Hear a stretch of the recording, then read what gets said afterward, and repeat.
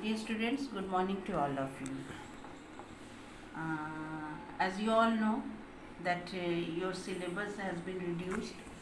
So in English, the book Footprints Without Feet, the third, fourth and the last chapter has been deleted. Now we are coming to chapter 5. This is in your course of half yearly syllabus. So Footprints Without Feet. It is written by H.G. Wells. तो सबसे पहले जानेंगे introduction writer के बारे में। तो H.G. Wales एक English writer थे। उन्होंने एक स्कॉलरशिप पाया था रॉयल कॉलेज लंदन में, जहां उन्होंने बायोलॉजी की पढ़ाई की थी। ग्रेजुएट किया लंदन यूनिवर्सिटी से और एक साइंस टीचर बन गए। उनको लेकिन बेस्ट रिमेंबर किया जाता है उनके साइंस फिक्शन नॉवेल्स के लिए, और अक्सर उनको कहा जाता है फादर ऑफ साइंस फिक्शन।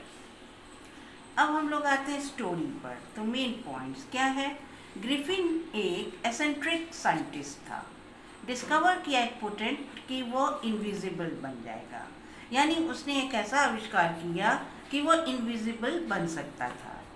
उसने क्या किया कि कुछ निगल गया, कुछ निश्चित ड्रग जो खुद ही उसने ढूंढ कर निकाला था, डिस्कवर किया था, और उसका बॉडी बिल्कुल ही ट्रांसपेरेंट हो गया, जैसे एक शीट ग्लास का। हालांकि वो रहा सॉलिड ग्लास, मतलब कि एज ग्लास। तो अब ग्रिफिन ब्रिलियंट था, लेकिन क्या था, लॉलेस था। उसका लैंडलॉर्ड उसको पसंद नहीं करता था और कोशिश कर रहा था कि उसको किसी तरह घर से निकाले। बदले में उसने क्या किया कि उसके घर में आग लगा दिया। अब उसको भागना था कि लोग उसे देखे नहीं, तो उसने अपना सारा क्लोथ्स अपने बदन से उतार दिया और जो सड़क था लंदन का उस पर घूमने लगा, वो भी नेकेड और उस विंटर चिल में। कि जब तक फिर क्या हुआ कि वो स्टेप किया एक मड पर, कुछ मड था वहीं पर उसका पाँव पड़ा। दो लड़कों ने नोटिस किया फ्रेश मडी इम्प्रिंट्स, यानी छाप पड़ रहा था एक पेयर बेयर फीट का, जो कि कि उसका घर के कदम से निकल घर के कि कदमों से निकल रहा था। जहाँ उसका घर था वहाँ से उसका स्टेप्स पड़ा। फॉलो किया इम्प्रिंट्स को, जो अपीयर हुआ कहीं से नहीं, बढ़ रहा था स्ट्रीट पर जब तक कि वो कम्प्लीटली कि गायब नहीं हुआ।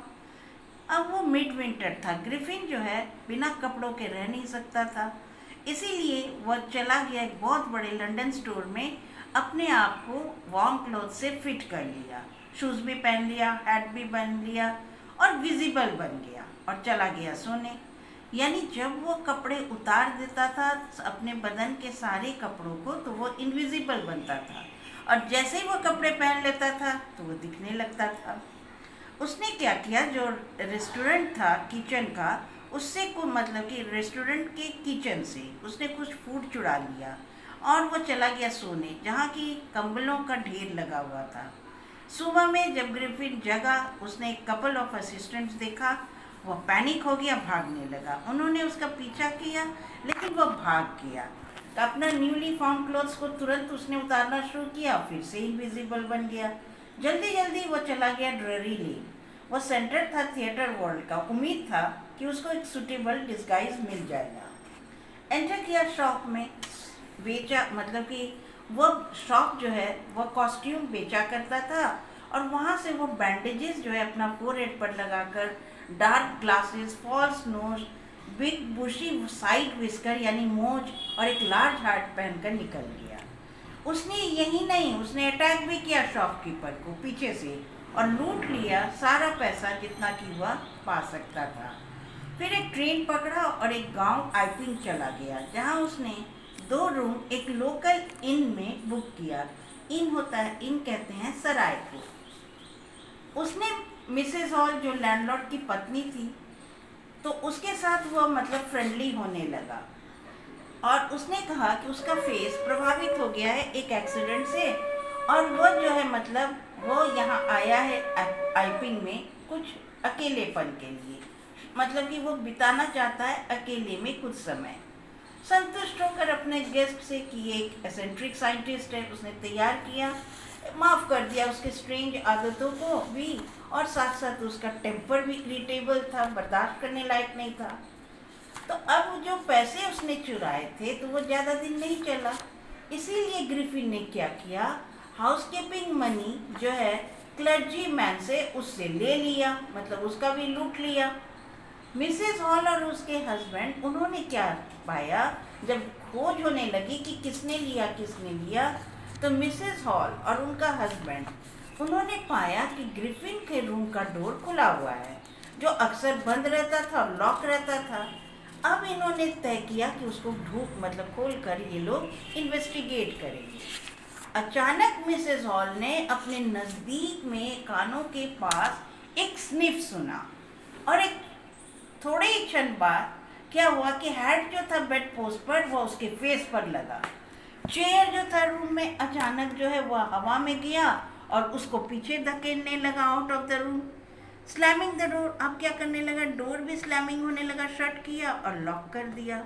नेबर्स ने सोचा कि ये भूत प्रेत का कारनामा है, लेकिन मिसेस हॉल वह संदेही हो गई ग्रिफिन के प्रति, क्योंकि अचानक उसने रेडी कि कैश हाजिर कर दिया। जो पहले उसने कहा था कि उसके पास कैश नहीं है और जब कैश आ जाएगा तभी वो पे करेगा।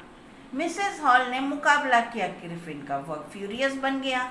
सारा बैंडेजेस, विस्कर्स, स्पेक्टिकल्स, यहाँ तक कि अपना नोज भी कि वो फेंक दिया ताकि वो डर जाए। अब बार में जितने भी पीपल थे वो डर गए। देखा एक हेडलेस मैन को, अब उसका सिर भी नहीं था। जाफर जो कि कांस्टेबल था, उसको सूचना दी। वह आया, वहाँ वह खूब मुठभेड़ हुआ उसका ग्रिफिन के साथ। ज़्यादा से ज़्यादा वह इनविजिबल बनते गया और उसका कपड़ा वो जो है एक एक करके उतारते चला गया।